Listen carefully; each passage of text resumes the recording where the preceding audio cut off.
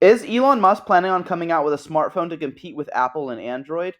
Hedera ranks number one on top developing crypto project. And the last thing that we're going to be going over, and probably biggest piece of news, is Brad Garlinghouse confirms when he thinks that there's going to be a spot XRP ETF. So make sure you guys tune in all the way to the end of this video to find out all the details. Hey guys, it's Ryan with Big Dog Investing. Thank you guys for tuning into my channel. If you guys could do a couple of things for me, if you guys go and like, comment, subscribe to my channel if you guys have not done so already. Click the bell notification down below so YouTube can send you guys notifications whenever I release videos. Watch my videos all the way to the end. If you guys could share my videos and share my channel with anyone, I'm trying to grow my channel as much as I can. Definitely need your guys' help in doing so.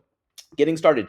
Today's going to be Thursday, June 27th. We're still catching up. This is the number 2 video, and then next video I should be all up to date with everything that's been going on. Just this past couple months have been really difficult, but the total market cap right now for all cryptocurrency is $2.29 trillion. There's a 1.82% increase on the day today. Bitcoin right now is currently trading at $61,750, Ethereum $3,456, and XRP right now is dropped, but currently at 47.39 cents. Looking at the biggest gainers and losers on the day today, we got our meme coin Bommy, currently our biggest gainer, up 15.8%, CFX 12.5%, and then Maker right here is 11.6%. We have a couple losers. FET's going to be down 13.5%. AGIX, which is going to be an AI crypto project, currently down 11.3%. And then we got NOT currently down 3.6%. Getting into our news right here, Trump says when he gets into office, and this will be in the 2024 election, so in November, we're not going to charge taxes on tips, people making tips.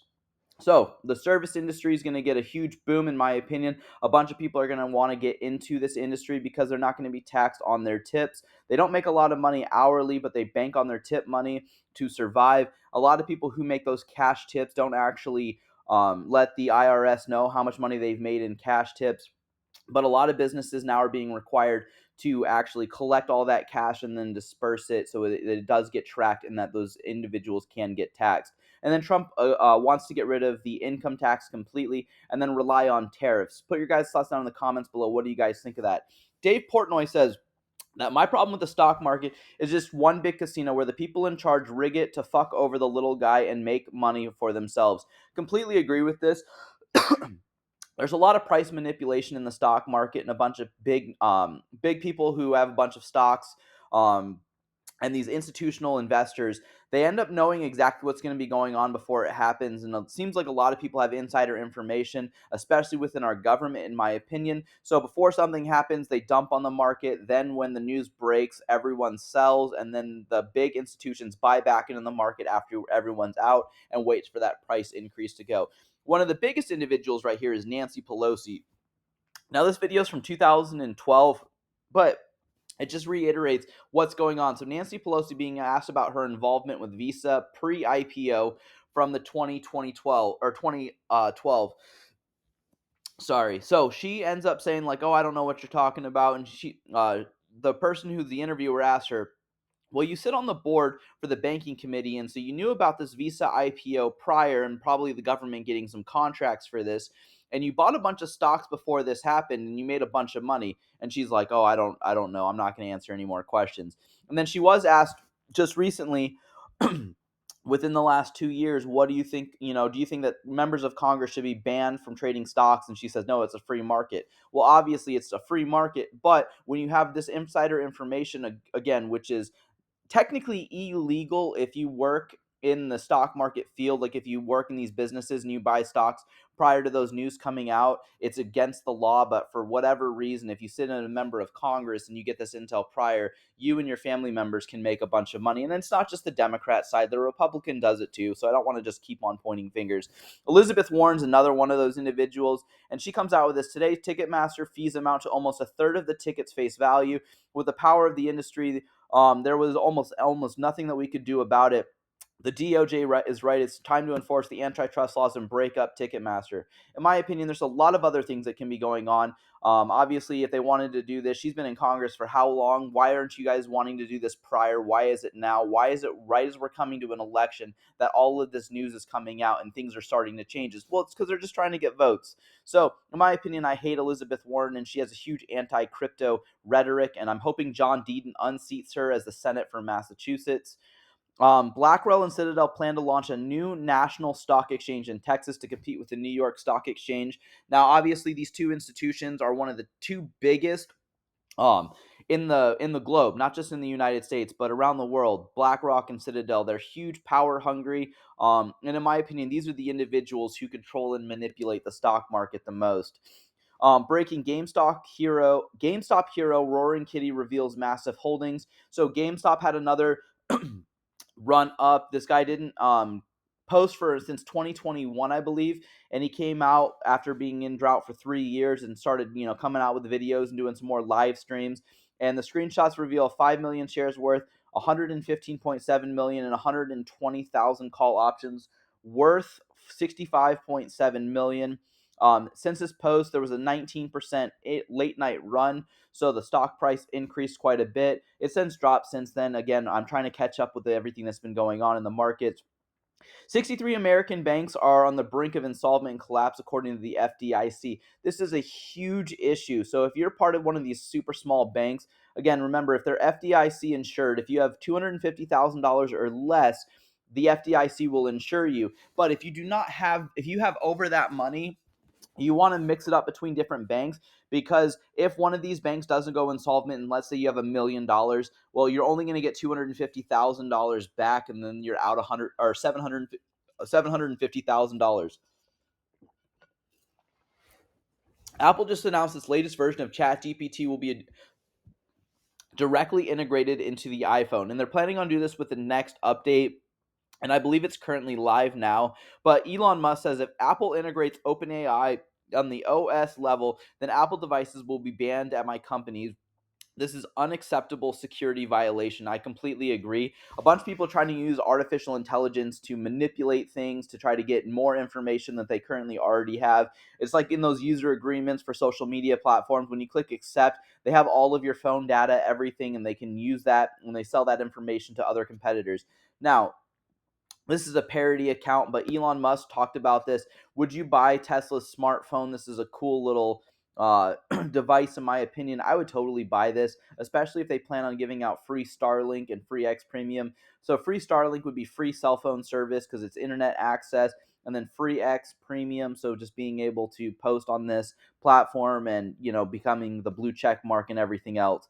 Starlink goes mobile. What we know about this U.S. rollout: so SpaceLink Starlink is set to disrupt the U.S. stock market by launching its satellite-based cellular service, which aims to eliminate dead zones by providing text, voice, and data services directly via satellites to the 4G LTE smartphones. So, again, this would be kind of cool in my opinion. Again, I would totally buy this over an Apple device. Now, Brian Armstrong is a co-founder and CEO over at Coinbase. He wants to say that this is a good moment to join standwithcrypto.org. So this is just letting the institutions know, and then also so this can go to Congress, saying that we want crypto laws and actually some good things, because we actually like cryptocurrency and we think it is good for companies to get involved with. And then also a bunch of new technological advancements can happen because of crypto. But President Biden vetoes the bill that will allow highly regulated financial firms to custody Bitcoin. So I'm returning to it says to the House of Representatives, I'm returning hereby without my approval HJ Resolution 109, a resolution that would disprove the Securities and Exchange Commission (SEC) staff accounting bulletin number 121 SAB 121.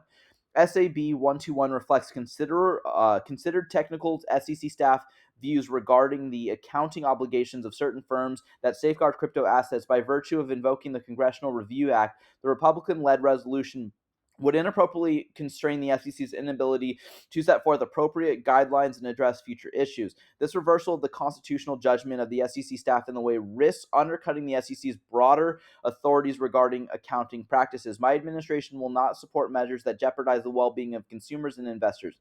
Appropriate guidelines to protect the consumers and investors are necessary to harness the amount or the potential benefits of the opportunities of crypto asset innovation. My administration is eager to work with the Congress to ensure a comprehensive and balanced regulatory framework for digital assets, building on existing authorities which promote the responsibility development of digital assets and payments innovation and help reinforce the United States leadership in global financial systems. Therefore, I am vetoing this resolution. Joseph R. Biden Jr., the White House. Now, obviously, if this is the really a true issue, we would have seen some laws in Congress regulating cryptocurrency, but we see a rule by enforcement with the SEC. Today, the Empowerment Oversight Committee submitted new FOIA request. So this is just a request to try to get more information in the Freedoms Act that the SEC to determine whether former Chairman Jay Clayton avoided using the SEC email in order to circumvent public records laws as he took actions benefiting digital assets, mainly Bitcoin and Ether, which is Ethereum. Now, in my opinion, the former chairman, so this is before Gary Gensler, Jay Clayton, had a huge obligation regarding this to use his email from the government, the SEC email, but he chose to use his personal email. If this is true, obviously he should be held to the full extent of the law because he did benefit from this. Him and his former business associate in the SEC, Bill Hinman, who came out with the Ethereum free pass speech. Now, Gary Gensler celebrates the 90th anniversary of the SEC's, the upcoming act, aka SEC's 90th birthday. We will host the event this Thursday with panel discussions featuring former SEC chairs and experts of the SEC history. So this is what is going on. And he wants to say that this is the Eras Tour. So he has to congratulate Taylor Swift and everything else, talking about from the Depression era, the 30s, to the digital age era. We've been committed to protecting investors, facilitating capital formation, and ensuring the markets are fair, orderly, and efficient. And in my opinion, he's done a terrible job as chair. Now, CoinDesk says the SEC is shutting down its Salt Lake City regional office due to insufficient attribution. The regulator announced on Tuesday. So this is just 2 days after the birthday, or 2 days before the birthday. Attribution, so Paul Grewal, he's the chief legal officer over at Coinbase. Attrition, which is what we call the unprecedented misrepresentation of bad faith, warranting the unprecedented sanctions by a federal judge. Now, in this, he was talking about one of the court cases, Debtbox, and in Debtbox, the SEC mishandled information and kind of misused that information to sway the judge's opinion in their favor. So they didn't give the full representation of the information. And then with that, the judge would have actually sided, in my opinion, the other way, not with the SEC. And they were basically told that they obligated to do so, and they didn't. And the judge hammered down on them. They fined them a bunch of money. And they just basically just find the taxpayer dollars. So we'll see where that money actually goes. But because of that, they ended up shutting down that Salt Lake City office. Now, Coinbase Wallet, so the wait is over. Smart wallets are here. If you guys want a little bit more information, you guys can click this. Coinbase just keeps dominating right now as the number one cryptocurrency exchange in the United States, even though Binance is the number one globally. Coinbase is the number one crypto in the United States. Now, Binance founder Xi Jinping Zhao, Zhangpeng Zhao, CZ is what he goes by, begins his prison sentence in California. He's a 4-month prison sentence. Thailand approves their first spot Bitcoin ETF. So just globally, Thailand finally gets on board with this. The SEC chair Gensler says crypto exchanges are doing things that the laws would. Crypto exchanges are doing things the law would never allow the New York Stock Exchange or traditional exchanges to do. But if they're doing that, why haven't you come up with clear rules and regulations that they can follow? In my opinion, that's the SEC's fault. And I don't think it's true either way. Nvidia, for some reason, keeps on dominating, surpasses a $3 trillion market cap. It's worth now more than Google. It's worth more than Microsoft. It's the number one stock out of everything. And in my opinion, completely out of the ordinary for this to happen. And then obviously members of Congress, again, Nancy Pelosi, actually bought a bunch of these call options prior to them getting a government contract. Robinhood to acquire the crypto exchange Bitstamp. So they're getting more involved in cryptocurrency. GameStop halted for the 7th time since Roaring Kitty, his name is Keith Gill, started streaming. Now, in my opinion, again, this happened again in just the other day in 2024. This happened a bunch in 2021 with GameStop and also AMC, and they were both halted again just recently. $300 million liquidated from the cryptocurrency market cap in the past 30 minutes. And then Gary watching all this happen. If you know, you know. Just wanted to point that out there. It was kind of a little funny thing right here. But obviously, there is risk to anything. And then obviously there's a little bit more risk in the cryptocurrency market. It's a lot more volatile than the traditional stock market. Former President Trump calls himself a crypto president at San Francisco tech fundraiser, and in my opinion, he is very pro cryptocurrency. We'll see what happens with this. Just checking the time really quick. Binance surpasses 200 million active users, in my opinion. They just keep on global dominance. They're trying to get their way to 1 billion global users. The current world population, um, they're trying to get at least to 1/8 of it. I think there's currently 8 billion people currently in the world right now, and they're only at 200 million. They want to get to 1 billion before anybody else. We'll see if that actually happens. But if the United States starts adopting cryptocurrency, they're going to get a lot of users here. But the United States, again, roughly has about 330 million people. So they're close to just the United States population. But again, this Binance is the number one in the world. Coinbase is the number one in the United States because Binance.us got shut down for a little bit with a bunch of the banks here in the US. Bitcoin has a larger market cap than the top 3 banks in the world combined. So Bitcoin's current market cap is 1.37 trillion. JP Morgan is 574. 311 is Bank of America, and IC Bank of China 268 billion. If you add all of that up, it does not equal the 1.37 billion. Now, Apple unveils the tap to pay between iPhones. Now, obviously, there's going to be security measures in place, but with the advancements in technology, criminals get a little bit easier access, in my opinion. I do not like this tap to pay button. I don't use the tap to pay on my phone at all. And they can swipe credit card information by just having a scanner right next to your guys' wallet. So that's why you guys got to get those RDIF wallets to stop those blockers. But this, in my opinion, is just more, it's obviously a little bit easier for people to pay, but a lot more security risk, in my opinion. So I won't be ever using that feature. Now, XDC Foundation. So the XDC, 5 fingers up for 5 years of decentralized growth and usage. So even though that the SEC is celebrating their 60th birthday, XDC is celebrating their 5 year. We love XDC, in my opinion. Again, no financial advice with anything I say. I'm not telling you to go out and buy any of these tokens. These are just the ones that I like and I think that are going to do well. I also talk about some that I don't like as well. But again, do your guys' own information, do your guys' own due diligence, and go find your information before making any financial decisions. And if you don't like cryptocurrencies, go to the stock market. If you don't like stock markets, go to CDs. If you don't like CDs, just stick money in your savings account. Whatever you guys want to do. VeChain partners with EV Earn, and with this, then Tesla through their Charge to Earn app to reward drivers for sustainability. So if you guys like sustainability, with this Go Green initiative, this can be really good. And VeChain's trying to solve the supply chain crisis. And if they're partnering up with Tesla, this is my opinion is a bonus for VeChain.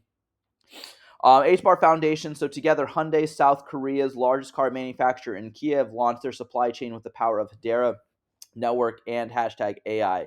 So if you guys want to read more about this, you guys can. I just don't have a lot of time. I want to get these videos, try to get them about 20 minutes or under. Now, try Hedera Hive Mind on ChatGPT. So obviously, cryptocurrency is getting involved with this AI initiative. In my opinion, I'm not a huge fan of it, but it is what it is. NFTs on Hedera. So the Web3 world, where data and content are owned by users and artists, new income streams and new business models become possible. So you guys can own your guys' own music. You guys can own your guys' own art. You guys can own your guys' own business using a lot of these networks. And you guys have the right. So rather, if you guys are a singer, for example, you guys got to go to a record label and they give you a deal, so they'll give you X amount of dollars. They own your music. Taylor Swift, when she first started, she had a huge issue with this because her record company ended up selling all of her rights to her music to the guy named Scotty, I believe his name was, or Scoot Henderson, sorry.